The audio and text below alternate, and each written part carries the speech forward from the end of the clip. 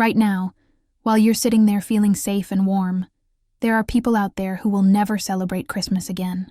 Not because they don't want to, but because they can't.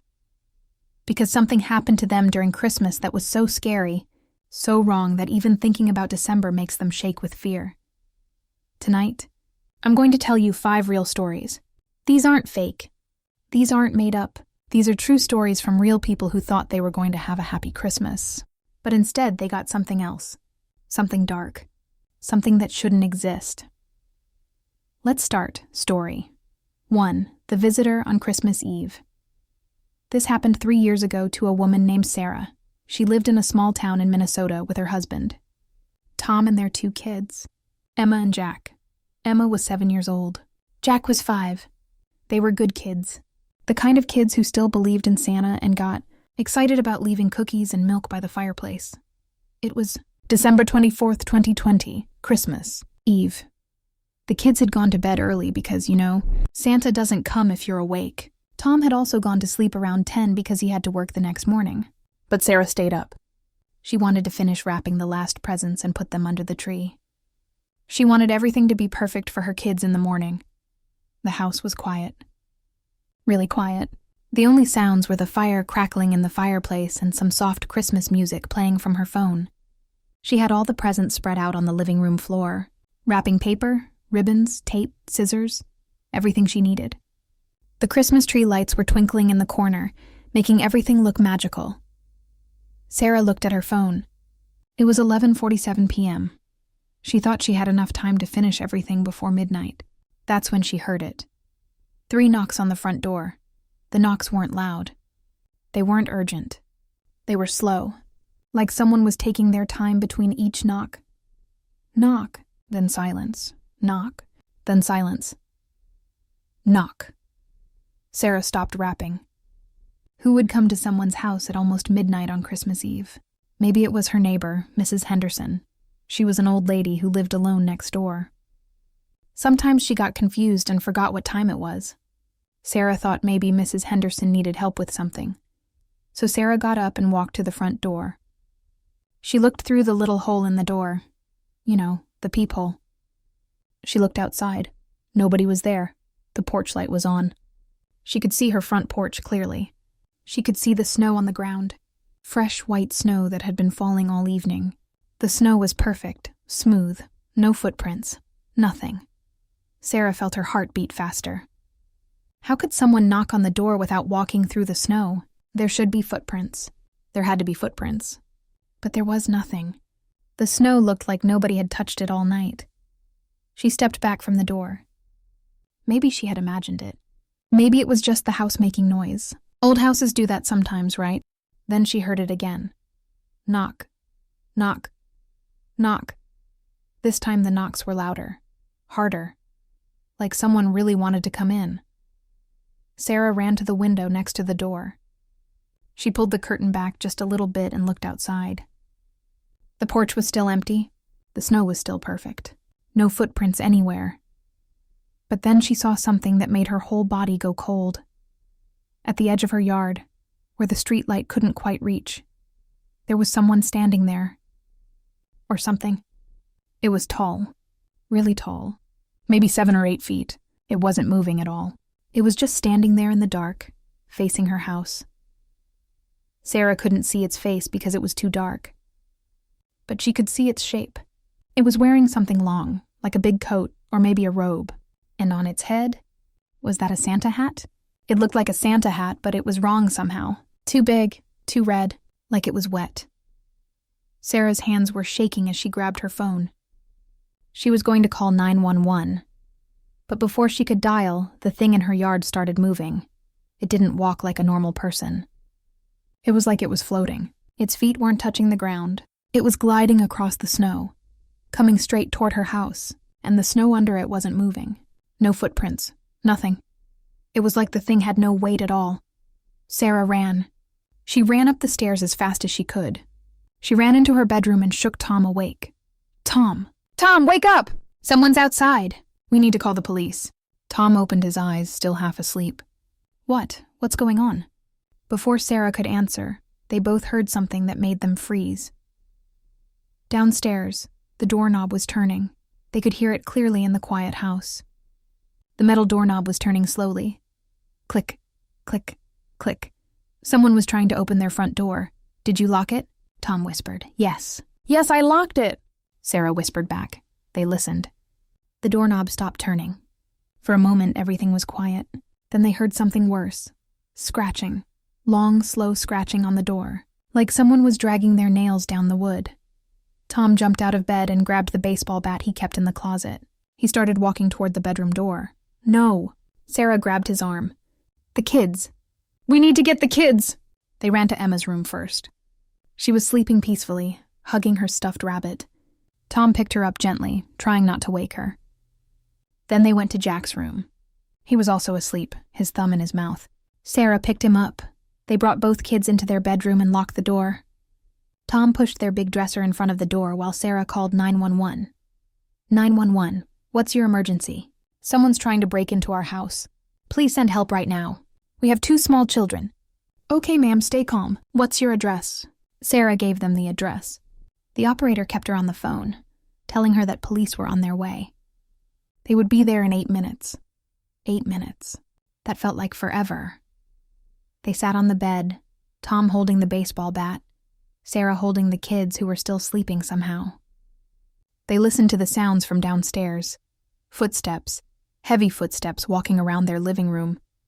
The sound of their Christmas ornaments shaking on the tree, things being moved around, and then, worst of all, the sound of paper ripping. The presents. Something was opening all the presents Sarah had just wrapped. "Why is it opening the presents?" Sarah whispered to Tom. Tom didn't answer. He didn't know. He just held the bat tighter. Then suddenly, everything went quiet. No footsteps, no sounds, nothing. They waited. 1 minute, 2 minutes, 3 minutes. Still nothing. Finally, they heard sirens. The police were here.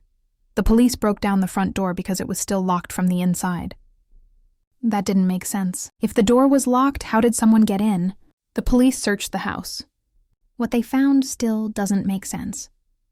The front door was wide open when they arrived, even though they had to break it down to get in. There were wet footprints all over the house. Big footprints, bigger than any normal person would make. The footprints went through every room downstairs. But here's the weird part. The footprints just stopped in the middle of the living room. They didn't go back to the door. They didn't go anywhere. They just stopped. Like whoever made them just disappeared. All the Christmas presents under the tree had been opened. The wrapping paper was everywhere. But nothing was stolen. In fact, there were new presents under the tree, black boxes with no tags. The police opened one. Inside was a photo. A photo of Sarah's family sleeping in their beds. The photo had been taken that night, from inside their rooms. But the scariest thing was what they found in the living room. Every single family photo in the house, the ones on the walls, the ones on the shelves, all of them, had been turned face down. Every single one. The police took fingerprints but found nothing. They took the footprints, but they didn't match any shoes in their database. They had no explanation for how someone got in through a locked door, or how they disappeared from the middle of the room. Sarah and Tom didn't sleep for the rest of the night. They sat in their bedroom with the kids until morning. When the sun came up, they thought it was over. But it wasn't. The next day, they developed the photos from their camera. Sarah had been taking pictures of the kids all day on Christmas Eve. In one of the photos, in the background, reflected in the window, was a face. A pale, long face with black holes where the eyes should be. And it was wearing a Santa hat. The photo was checked by experts. It wasn't fake. Something had been in their house all day, watching them, waiting for night to come. Sarah and her family moved out 3 months later. They couldn't stay in that house anymore. Every time they heard a knock, they panicked. Every Christmas Eve, they would barricade themselves in their bedroom and wait for morning. The house was sold to a new family. But they only lasted 1 Christmas. They said the same thing happened to them. Knocks with no one there. Footprints in the snow that led nowhere. And every family photo turned face down. The house is empty now. It's been for sale for 2 years. Nobody will buy it. The real estate agent says that when she shows the house in December, people leave immediately. They say they feel like they're being watched.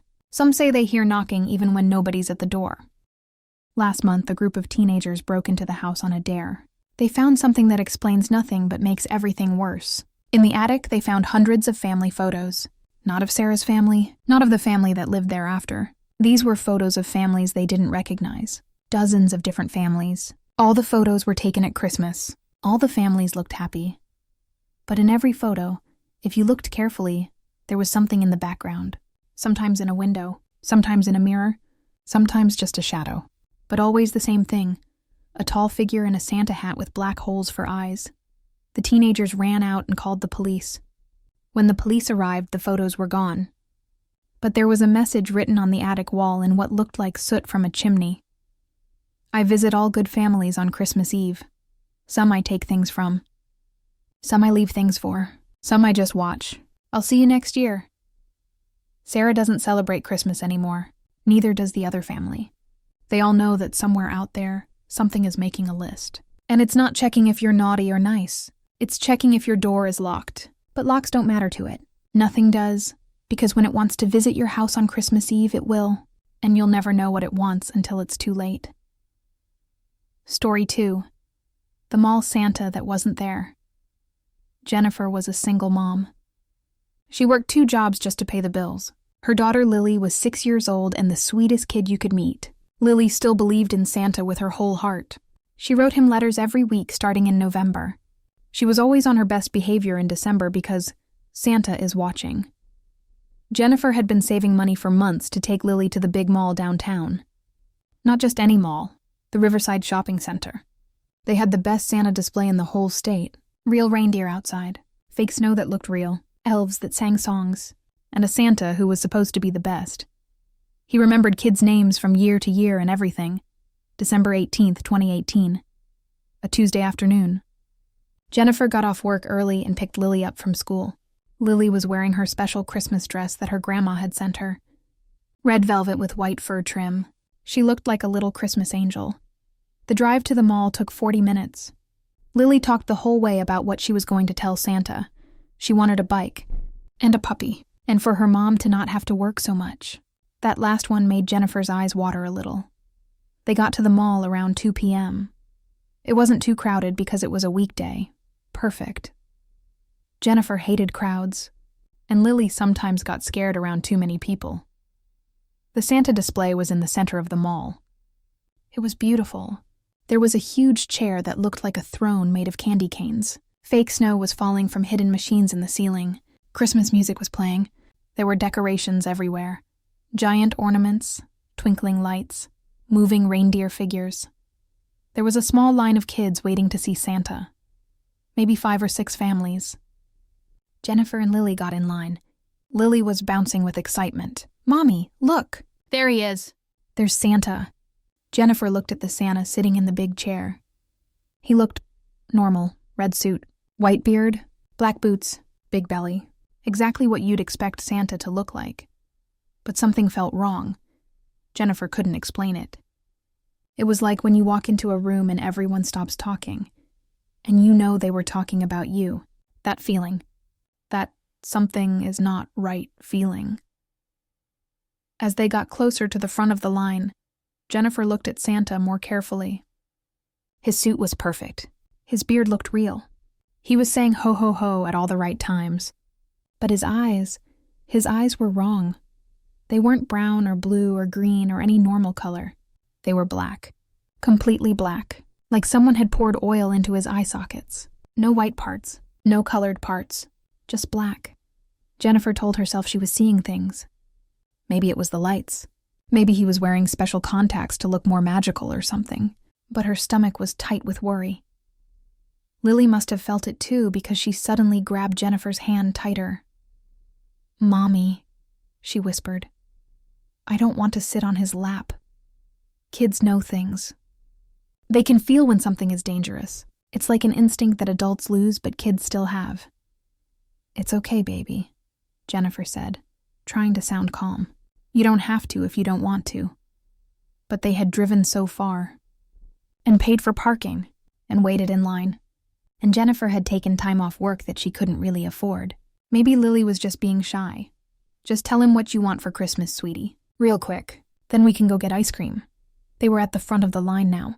The elf helper, A teenage girl who looked really uncomfortable said, "Next." Lily didn't move. "Come on, sweetie," Jennifer said, gently pushing Lily forward. The teenage elf led them to Santa. Up close, those black eyes were even worse. They didn't reflect light. They didn't blink. They just stared. "Ho, ho, ho," Santa said, but his voice was wrong too. It was too deep. It sounded like it was coming from somewhere much deeper than his throat, like it was coming from underground. "Come here, little Lily." He knew her name. Jennifer hadn't told him her name. The elf hadn't said her name. Lily started crying. Not loud crying, but scared crying. Tears rolling down her cheeks, her whole body shaking. "I want to go, Mommy. Please. I want to go now." But Santa had already reached out and picked Lily up, putting her on his lap. His movements were too fast, too smooth, like a spider grabbing a fly. Now, Lily," Santa said, holding her tight. "Don't you want to tell Santa what you want for Christmas?"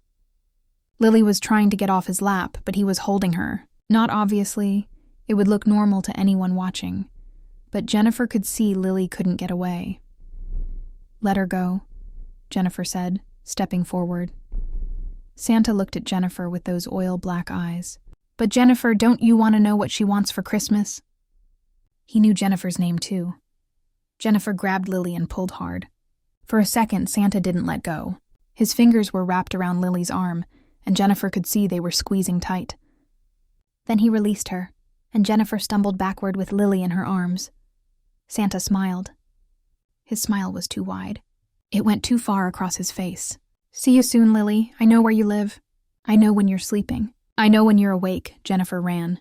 She carried Lily through the mall, not stopping until they reached their car. Lily was sobbing, clinging to her mom like she would never let go. "Mommy," he said. He said he was going to take me away. He said he was going to take me to the North Pole and I would never come back. He said I would be his helper forever and ever. Jennifer drove straight to mall security. She told them about the Santa with black eyes who knew their names and threatened her daughter. Security went to check. There was no Santa there. The elf helper, the teenage girl, said Santa had gone on his break 20 minutes ago. But that was impossible. Jennifer and Lily had just been there. Security called the Santa who was supposed to be working. His name was Bob Martinez, a local actor who had been playing Santa at the mall for 5 years. They found him in the employee break room. He had been there for half an hour, eating a sandwich. Multiple employees confirmed he had been there the whole time. Then who was in the chair? Jennifer asked. Security didn't know. They checked the cameras. This is the part that still gives Jennifer nightmares. The security footage showed Jennifer and Lily at the Santa display. It showed Lily sitting on the chair, but the chair looked empty. On the video, Lily was sitting on an empty chair, talking to no one. But, and this is the terrible part, you could see Lily's dress being pressed down like someone was holding her. You could see her arm being grabbed by invisible fingers. You could see her trying to get away from something that wasn't there. Jennifer called the police.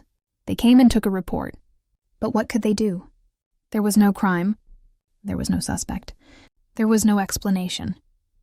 Jennifer and Lily went home. Jennifer didn't sleep that night. She sat in Lily's room with a baseball bat, watching the window. Lily finally fell asleep around 2 a.m., exhausted from crying. At exactly 3 a.m. on Christmas Eve, Jennifer heard something on the roof. Footsteps. Heavy footsteps. Like someone in boots walking around up there. Then she heard it coming from the chimney. They had never used the chimney. It was supposed to be sealed, but she heard it clearly. Ho, ho, ho. But it wasn't jolly. It was deep and hungry and wrong. Black soot started falling from the chimney. Not a little bit, a lot, like someone was coming down.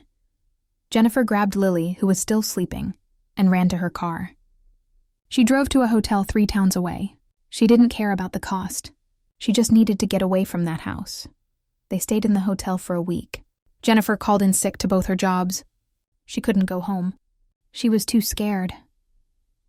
When they finally went back after New Year's, they found something that made them move out forever. In Lily's room, on her bed, was a present. A box wrapped in black paper with a red ribbon. Jennifer had never seen it before. It wasn't there when they left. Inside the box was a photo. It was Lily, sleeping in the hotel room where they had been hiding. The photo was taken from inside the room. Someone had been in there with them. On the back of the photo, written in something that looked like soot, were the words, "I see you when you're sleeping. I know when you're awake. See you next year." Jennifer and Lily moved to another state. Jennifer got new jobs. They started over. They didn't celebrate Christmas the next year, or the year after that. But it didn't matter. Every Christmas Eve, no matter where they are, they find soot in their house. In the bathroom, in the kitchen, under Lily's bed, and in the soot, there are footprints, boot prints, big ones. Last year, they went to Australia for Christmas. It's summer there in December. No snow, no chimneys, no Santa displays. But on Christmas morning, they woke up in their hotel room to find soot on the floor. The soot spelled out words. "You can't run from Santa." Lily is 12 now. She doesn't believe in Santa anymore, but she knows something that looks like Santa believes in her. And it's waiting. Every year it gets closer. Jennifer has installed cameras in their house. Motion sensors, alarms, nothing ever goes off. But every Christmas, the soot appears. This year, Jennifer is planning to stay awake all night on Christmas Eve. She's going to sit in Lily's room with a gun she bought last month. She's going to wait for whatever keeps visiting them. But deep down, she knows it won't matter, because whatever is pretending to be Santa, whatever sat in that chair at the mall, whatever took that photo in the hotel room, it's not human. And you can't stop something that isn't human with human weapons. All she can do is wait and hope that this year, it just leaves soot, and not something worse. Story 3. The 12 Days of Watching. Michael Thompson was a security guard at a hospital in Portland. He worked the night shift, 11 p.m. to 7 a.m. He was used to being awake when everyone else was sleeping. He was used to the dark. He thought nothing could scare him anymore. He was wrong. December 13th, 2019. Friday, the 13th. That should have been a warning. Michael lived alone in a small apartment on the 3rd floor of an old building. He had just gotten home from work around 7:30 a.m. He was tired. He just wanted to sleep. But when he got to his door, there was a package waiting for him. It was a small box wrapped in black paper with a red ribbon. No name, no address, no delivery sticker. Just a black box sitting in front of his door. Michael picked it up. It was light. He shook it. Something rattled inside. He thought maybe it was from his mom. She sometimes sent him stuff without telling him, or maybe his ex-girlfriend trying to make up. He took it inside and opened it. Inside was a glass eye, not a fake eye. Not a toy, a medical-grade glass eye, the kind they give to people who have lost an eye. It was incredibly detailed. The iris was brown with little flecks of gold. There were tiny red veins painted on the white part. It looked so real, there was no note, no explanation. Just this eye staring up at him from the box. Michael thought it was a prank. Maybe his coworker Steve, who loved practical jokes. Michael threw the eye in the trash and went to bed. December 14th. Day 2. Another box. Same black paper. Same red ribbon. Same spot in front of his door. This time there were 2 glass eyes. Now Michael was annoyed. This wasn't funny anymore. He asked everyone at work that night if they were leaving him these weird gifts. Everyone said no. They all looked at him like he was crazy when he explained about the glass eyes. Michael decided to catch whoever was doing this. He set up his old laptop with the webcam pointing at his door. He'd record all day while he slept and see who was leaving these boxes. December 15th. Day 3. 3 glass eyes. Each one was different. 1 brown, 1 blue, 1 green. They were all so detailed, so realistic. When Michael held them up to the light, he could see through them slightly, like real eyes. He checked the laptop footage. The recording showed his empty hallway from midnight to 8 a.m. At exactly 3:33 a.m., the screen flickered for just 1 second. When the picture came back, the box was there. It just appeared. No person, no delivery. One frame the hallway was empty. The next frame the box was there. Michael watched it again and again. He slowed it down. He zoomed in. Nothing. The box just appeared out of nowhere. December 16th. Day 4. 4 eyes. Michael didn't even open the box this time. He called the police. The officer who came was nice, but clearly thought Michael was wasting his time. Somebody leaving presents wasn't a crime. There were no threats. No breaking and entering. No damage. Maybe you have a secret admirer, the officer said. A weird one, but still, the officer left. Michael threw the box in the dumpster outside without opening it. December. September Day 5. Michael woke up to find 5 glass eyes arranged, in a circle on his kitchen table, inside his locked apartment. He knew he had locked the door. He always locked the door. The windows were closed and locked too. His apartment was on the 3rd floor anyway. Nobody could climb up. But there they were. 5 eyes on his table, all looking in different directions. Michael didn't go to work that night. He called in sick. He sat in his living room with a baseball bat, watching his door. He didn't sleep. He didn't even blink much. He just watched and waited. Nothing happened all night. But when the sun came up, and Michael finally went to the bathroom, he came back to find a new box on his coffee table. December 18th. Day 6. 6 eyes. But this time they were warm. Body temperature warm. Like they had just been taken out of someone's head. Michael noticed something else. When he arranged all the eyes he had received so far on his table, they seemed to be looking at something. He followed their gaze. They were all looking at his bedroom door. He opened his bedroom door slowly, bat in hand. Nobody was there. But on his bed was another box. December 19th. Day 7. 7 eyes. One of them was different from the others. Bigger. And in the pupil was a reflection. Not of Michael's apartment as it was now, but of Michael sleeping in his bed. But in the reflection, standing next to the bed, was a shadow. A tall shadow covered in what looked like dozens of eyes. Michael packed a bag and went to a motel. December 20th. Day 8. He woke up in the motel to find 8 eyes floating in the glass of water on his nightstand. He hadn't put water there. He hadn't asked for water. But there it was. 8 eyes bobbing in the water like ice cubes, all looking at him. There was a note under the glass. You can't hide from us. We see everything. Michael checked out and went to his sister's house in Seattle. He didn't tell anyone where he was going.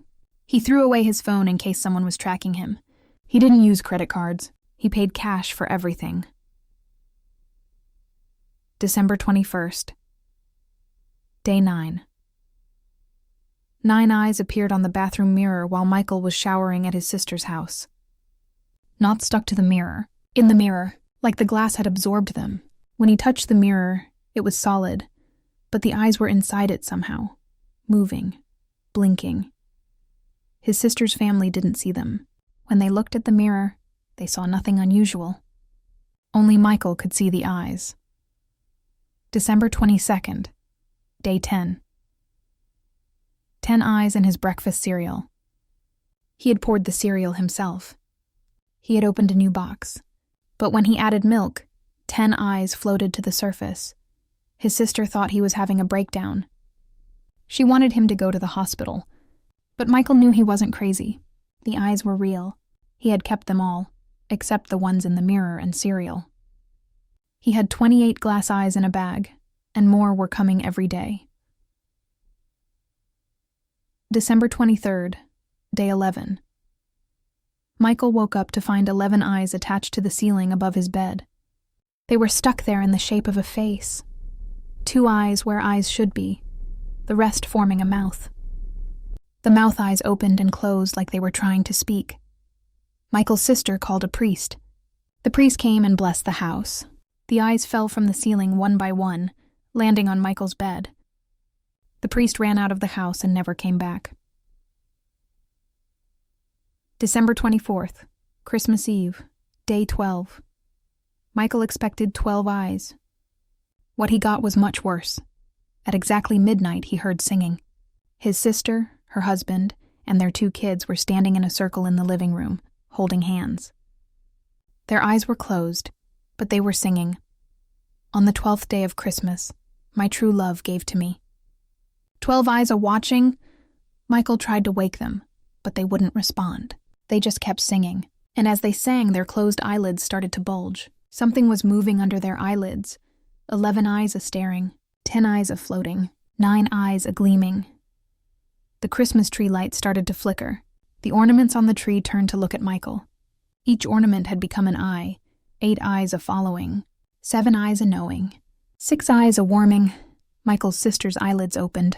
Her eye sockets were empty, black hollow spaces where her eyes should have been. But from deep inside those empty sockets, he could see something moving, something with many eyes, 5 eyes a-seeing, 4 eyes a-watching, 3 eyes a-waiting, 2 eyes a-finding.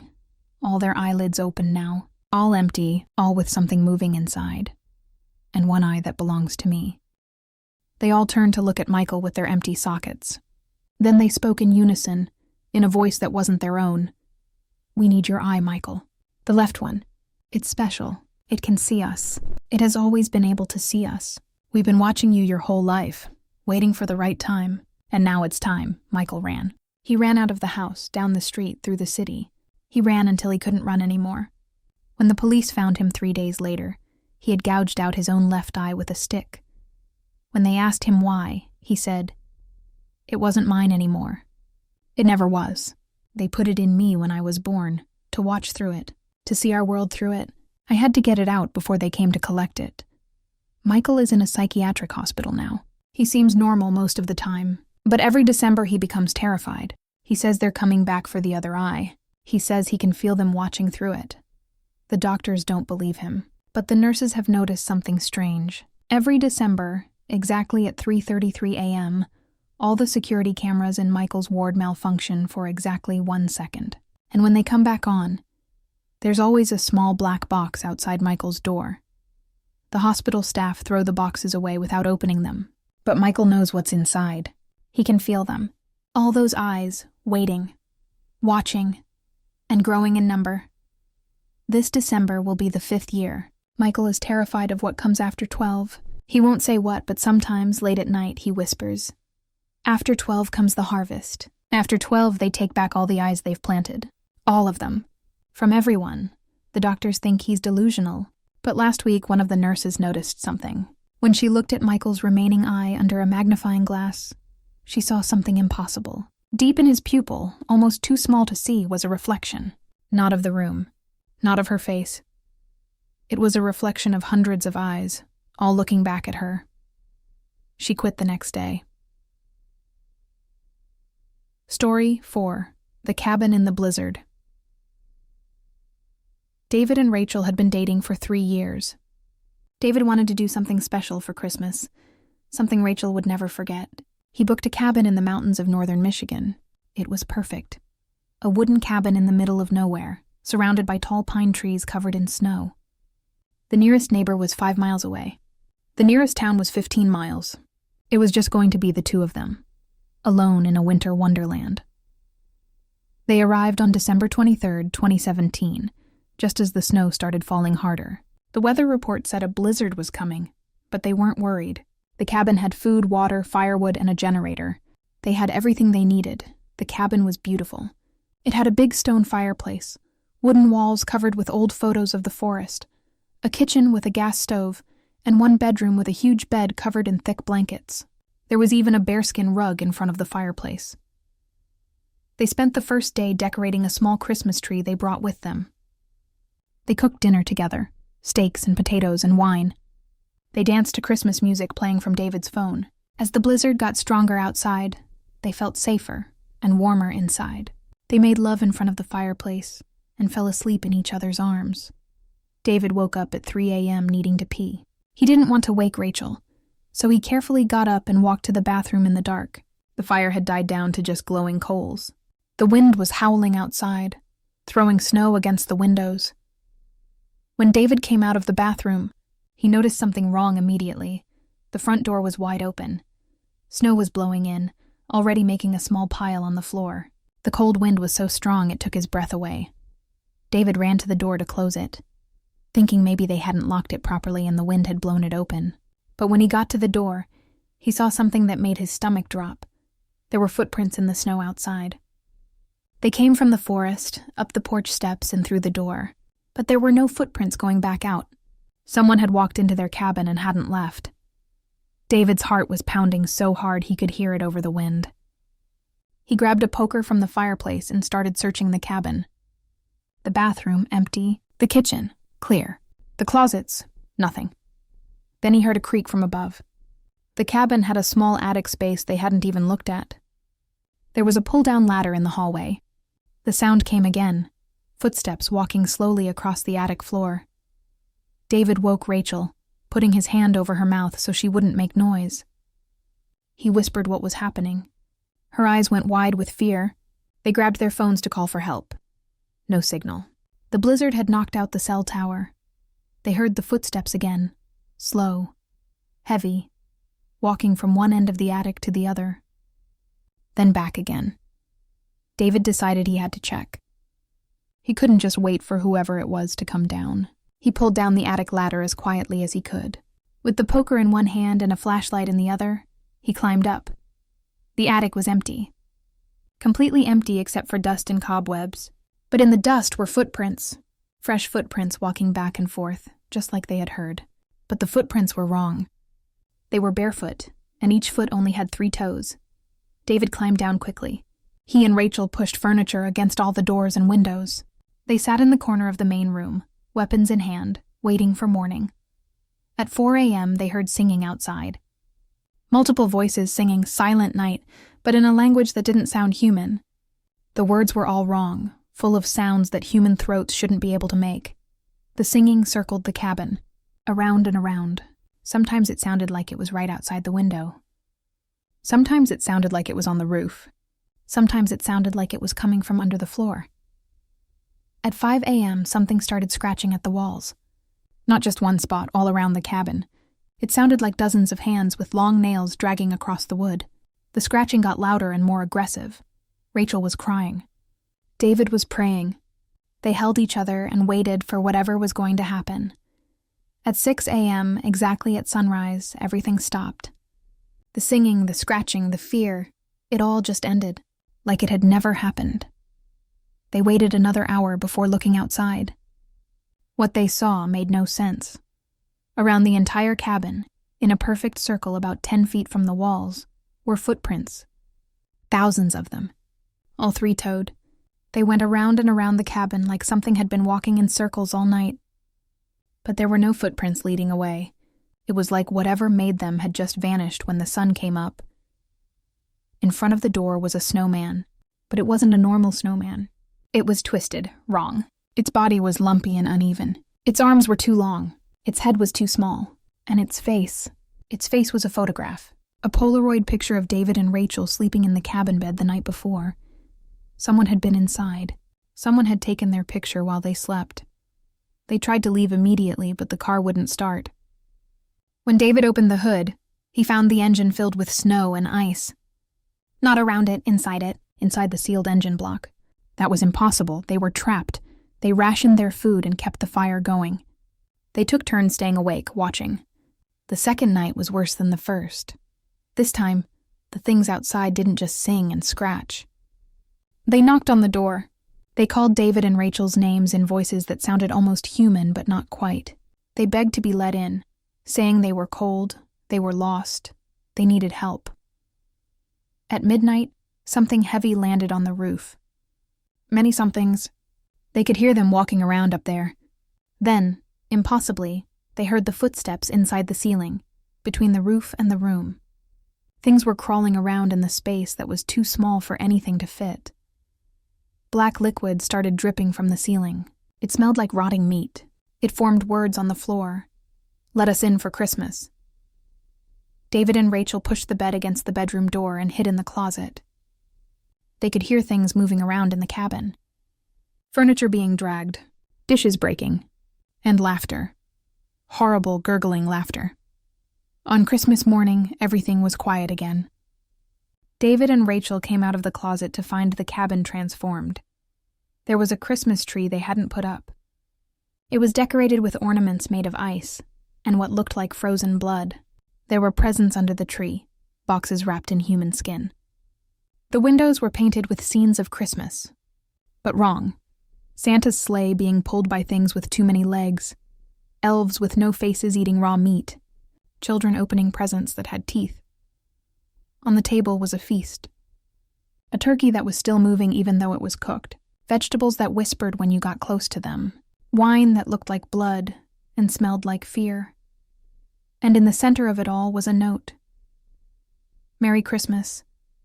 Thank you for celebrating with us. See you next year. The blizzard cleared that afternoon. David and Rachel walked 15 miles through the snow to town. They were frostbitten and exhausted when they arrived. They told the police everything. The police went to the cabin. They found it normal. No weird tree. No skin presents. No moving turkey. Just a normal cabin with signs that someone had stayed there. The police thought David and Rachel had gone crazy from fear and isolation. But David and Rachel know the truth. They know what they saw, what they heard, what they survived. They've never spent Christmas together since then. They broke up 2 months later. The fear was too much. Every time they looked at each other, they remembered. David lives in Florida now. No snow, no cabins, no forests. But last Christmas Eve, he woke up to find 3-toed footprints in the sand outside his beach house, and a small twisted snowman on his doorstep, in 80-degree weather. Rachel moved to New York City. Surrounded by people, never alone. But on Christmas Eve, her apartment building's security camera caught something. A group of tall figures in the hallway outside her door at 3 a.m. They stood there for an hour, not moving, just waiting. The other residents walked past them like they weren't there. Like only the camera could see them. Both David and Rachel know they'll come back. Every Christmas, they get closer. One day, they won't just watch. They'll take them back to that cabin. Or somewhere worse. A place where Christmas never ends and the singing never stops. Story 5. The Church on Christmas Eve. Let me tell you about Father James. He was a good man. A simple priest in a small-town church in Maine. For 20 years, he helped people. He blessed babies. He married couples. He never missed a single Christmas service. But on Christmas Eve 2016, something happened that made him leave the church forever. Father James loved Christmas. It was his favorite time of year. The church looked beautiful, with all the lights and decorations. Families came together. Everyone was happy. Or at least, that's how it used to be. That year was different from the start. 3 weeks before Christmas, strange things began happening in the town. First, all the dogs stopped barking. Not just became quiet. They completely stopped making any sound at all. If you had a dog, you know how weird that is. Dogs bark. It's what they do. But not anymore. Then the birds left. Every single bird flew away on December 15th. People stood in their yards watching thousands of birds flying south. But here's the strange part. They weren't flying south for winter. They were flying in circles, round and round above the town, before suddenly leaving all at once. Like they were running from something. The children started having the same nightmare. Every kid in town under the age of 10 had the exact same dream every night. They dreamed about a woman in white standing in their room, watching them sleep. She never moved. She never spoke. She just stood there with her face hidden behind long black hair. Parents were going crazy. How could all the kids have the same dream? Father James tried to help. He blessed homes. He prayed with families. He told everyone it would be okay. But he was lying, because he was having dreams too. In his dreams, he saw his church on Christmas Eve. It was full of people, but something was wrong. Everyone was there, but nobody was moving. They sat in the pews like statues, and at the altar stood the woman in white the children talked about. December 24th came too fast. Father James woke up that morning with a terrible feeling in his stomach. You know that feeling when you just know something bad is going to happen. That's what he felt. He wanted to cancel the midnight service, but how could he? It was Christmas Eve. The whole town would come. He spent the day preparing. He cleaned the church. He set up the nativity scene. He practiced his sermon 5 times, but his hands were shaking the whole time. At 6 p.m., he ate dinner alone in his small house behind the church. He couldn't eat much. The food tasted like paper in his mouth. At 11 p.m., people started arriving for midnight mass. First came the Johnson family, then the Smiths, then old Mrs. Cooper, who never missed a service. Soon the church was full. 300 people, maybe more. Everyone was dressed in their best clothes. Children were excited about Santa coming. It looked perfect. It looked normal. But Father James noticed something. Nobody was talking. Usually before service, the church was full of whispers and laughs. People saying hello to neighbors. Kids asking questions. But not tonight. Everyone sat in complete silence, staring straight ahead. Father James walked to the altar at 11:55 p.m. His footsteps echoed in the silent church. Too loud. Everything was too loud. Even his breathing sounded like wind in a storm. He looked at the congregation. They all stared back at him. Not one person blinked. Not one person moved. "Good evening," Father James said. His voice cracked. "Welcome to our Christmas Eve service." Nobody responded. 300 people just stared. Father James opened his Bible. His hands were sweating so much that the pages stuck to his fingers. He started reading the Christmas story. The birth of Jesus, the star, the wise men. But as he read, he noticed something that made his heart stop. Everyone in the church was mouthing the words along with him, not speaking out loud, just moving their lips in perfect sync. Every single person. Even the babies in their mother's arms. Even old Mr. Frank, who had dementia and couldn't remember his own name. They all knew every word he was going to say. Before he said it, the clock on the wall showed 12 sour midnight. Christmas Day had begun. That's when she appeared. The woman in white walked through the church doors. Not opened them. Walked through them like they weren't there. She was exactly like the children described. Long white dress that didn't touch the ground. She floated instead of walked. Black hair so long it dragged behind her. And her face. Father James wished he had never seen her face. It was beautiful and horrible at the same time. Her skin was white like fresh snow. Her lips were black like coal. But her eyes, where her eyes should be, were just empty holes. Deep, black, empty holes that seemed to go on forever. When you looked into them, you felt like you were falling. She moved down the center aisle of the church. As she passed each row, the people stood up. Still silent, still staring. They turned to follow her with their eyes, their heads turning too far like owls. Some people's necks made cracking sounds as they turned. The woman reached the altar. She stood in front of Father James. He couldn't move. He wanted to run. He wanted to scream. But his body wouldn't listen. He was frozen like a statue. She spoke. Her voice was like breaking glass mixed with a child's laughter. "James," she said, "do you know why I'm here?" Father James tried to speak, but only a whisper came out. "No. I'm here to collect what was promised." "I didn't promise anything," Father James managed to say. The woman laughed. It sounded like 100 people laughing at different times, all mixed together. "Not you. Them."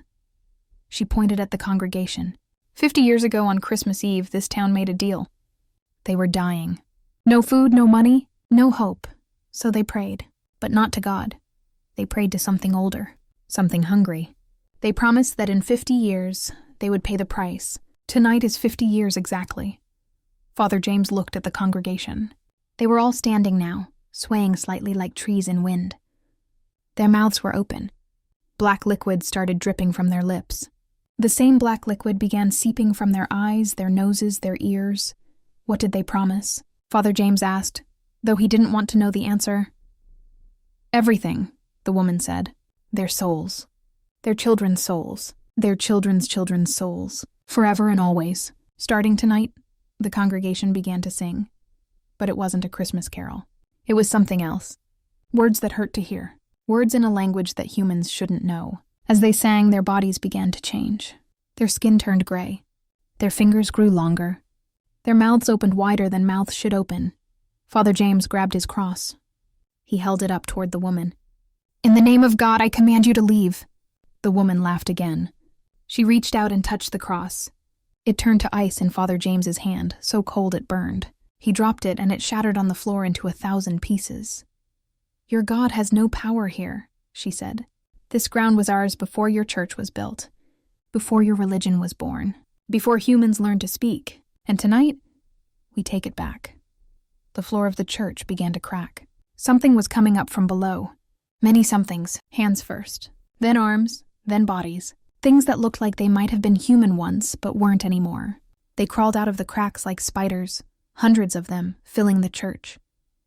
The congregation opened their mouths wider, impossible wide, and from inside came more of those things. They birthed them from their mouths like snakes, wet and black and wrong. The things fell to the floor and immediately began to grow, becoming tall, thin creatures with too many joints in their arms and legs. Father James ran. He didn't care anymore about being brave or holy. He ran for the door. But the door wouldn't open. He pulled and pushed, but it was like the door was painted on the wall. He turned back to see the whole congregation walking toward him. 300 people moving as one, their faces no longer human, their bodies changing more with each step. The woman in white floated above them all, growing larger, her hair spreading across the ceiling like black veins. "You can join them," she said, "or you can watch. But you cannot leave. No one leaves until the payment is complete." Father James fell to his knees. He prayed harder than he had ever prayed. He begged God to save him, to save the town. And for a moment, just one moment, something answered. A child's voice, clear and pure, singing Silent Night. It was Lucy Martinez, only 6 years old, standing in the middle of all that horror singing. She was the only one not changed, the only one still human. The creatures stopped moving. The woman in white shrieked. "Impossible!" the woman screamed. Everyone was marked. Everyone owes the debt. Lucy kept singing. Her voice got stronger, and Father James understood. Lucy wasn't from the town. She had just moved here with her grandmother 2 weeks ago. She wasn't part of the deal made 50 years ago. The woman in white began to shake. The creatures howled. The changed congregation fell to the floor, writhing in pain. "One pure soul," Lucy said, but it wasn't her voice anymore. It was something speaking through her. Something good. Something powerful. One pure soul breaks the contract. "The debt is void." Light exploded from Lucy. Real light. Warm light. Christmas light. It filled the church, burning away the darkness. The creatures melted like snow. The congregation began changing back to human. The woman in white screamed one last time before she burst into 1,000 black butterflies that turned to ash before they hit the ground. When the light faded, everyone was normal again. They were confused, scared, but human. They didn't remember what had happened. Only Father James remembered. Father James and little Lucy. But the church was different. If you looked closely, you could see marks on the walls, scratches that looked like words in that terrible language, stains on the floor that wouldn't come out. And sometimes, just sometimes, you could hear whispers coming from below the foundation. Father James left the next day. He couldn't stay. Every time he looked at the people of the town, he remembered what they had become, what they were capable of becoming again. He moved far away and never entered a church again. But every Christmas Eve, no matter where he is, he gets a letter. No address, no stamp, just appears in his mailbox. Inside is always the same message. The debt is not forgotten. 50 years more and we return. Start counting, James. It's been 8 years now. 42 more to go. Father James is old now, but he hopes he dies before those 50 years are up, because he knows what's coming. The woman in white will return. The creatures will crawl up from below, and this time, there might not be a pure soul to save them. The town doesn't talk about that Christmas Eve. They pretend it never happened. They fix the church and found a new priest. They celebrate Christmas like nothing is wrong. But if you go there, if you really pay attention, you'll notice things. The dogs still don't bark.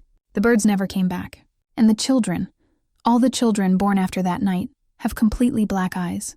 Not just the pupils, everything. Black like the holes in the woman's face. They say it's just a genetic thing. A coincidence. But Father James knows better. Those children are marked. They're waiting, growing up, getting ready. In 42 years, when the woman in white returns, they'll be adults. They'll have children of their own. And when midnight strikes on Christmas Eve, they'll remember what they really are, what they were born to do. Father James tries to warn people, but nobody listens. They think he's crazy. An old man with dementia. But he knows the truth. He counts the days. He marks them on his calendar. 42 years. 42 Christmases. And then the debt will be paid in full. Lucy Martinez is 14 now. She doesn't remember that night clearly, but she has dreams. Dreams where she's standing in a church, singing, holding back the darkness. She wakes up every Christmas Eve with her throat hurting, like she's been screaming, or singing. Her grandmother tells her it's nothing, just bad dreams. But her grandmother wasn't there that night. She doesn't know that Lucy is special, that she's marked too, but in a different way. She's marked as the one who stopped them, the one they hate, the one they want to destroy most of all. Father James sent Lucy a letter last month, a warning, telling her to leave town before it's too late.